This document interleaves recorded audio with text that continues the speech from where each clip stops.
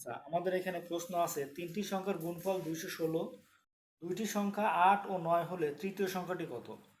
তাহলে এরকম অঙ্ক, এটা কিন্তু অনেক ইম্পর্টেন্ট একটা অঙ্ক, ছোট দেখতে হলেও এটা কিন্তু পরিবার পরিকল্পনা 2014-তে এই অঙ্কটা আসছে।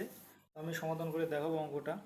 তো আমরা কি বলতেছি যে তিনটি সংখ্যার গুণফল, তাহলে আমি ধরে নিলাম এই প্রথম সংখ্যা ইন্টু দ্বিতীয় সংখ্যা ইন্টু তৃতীয় সংখ্যা গুণফল সমান কি 216।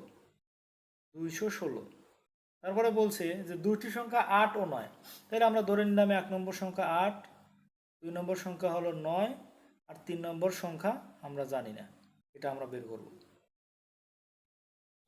সমান সমান 216।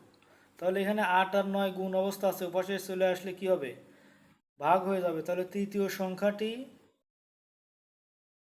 সমান 216 ভাগ 8 গুণন 9। তাহলে আমরা কাটাকাটি করব, 3 দিয়ে কাটাকাটি করে 3 × 9, 3 × 7 = 21, 3 × 2 = 6, 8 × 8, 8 × 9 = 72, 3 × 3, 3 × 9। তাহলে আমাদের তৃতীয় সংখ্যাটা হবে হলো 3। এটাই কিন্তু আমাদের উত্তর।